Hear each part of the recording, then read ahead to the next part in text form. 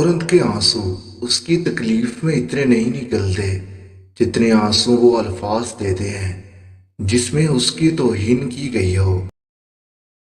عورت کی ایک خصلت یہ بھی ہے کہ وہ اکثر سمجھانے سے نہیں سمجھتی، سمجھانا چھوڑ دینے سے سمجھ جاتی ہے۔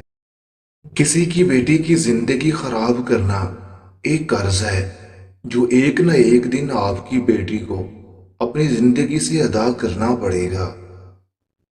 بیوی موم کی طرح نرم فطرت والی ہوتی ہے، جس سانچے میں ڈھالنا چاہو ڈھال جائے گی، بشرط یہ ہے کہ شوہر نرمی کا برتاؤ کرے۔ عورت کی بدصورتی یہ ہے کہ اس کی خوبصورتی کو ہر کوئی دیکھے۔ عورت کی شوخیاں، شرارتیں، منمانیاں اور غیر ذمہ داریاں ماں باپ کے لیے ہوتی ہیں۔ سسرال میں عورت کی تربیت اور صبر کا امتحان ہوتا ہے۔ عورت اگر نفرت کرنے پر آ جائے تو اگلے کو شرمندہ کر کے چھوڑتی ہے۔ عورت اکثر اپنے دل کے مشورے پر عمل کرتی ہے، لہذا زیادہ غلطی کرتی ہے۔ مرد عورت پر اس وقت پابندی لگاتا ہے جب خود کو کمزور سمجھتا ہے۔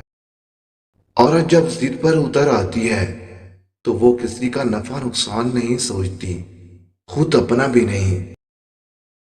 جیسے مرد کو زبان دراز بیوی پسند نہیں، بالکل ویسے ہی عورت کو بلند آواز اور بے عزتی کرنے والا مرد پسند نہیں۔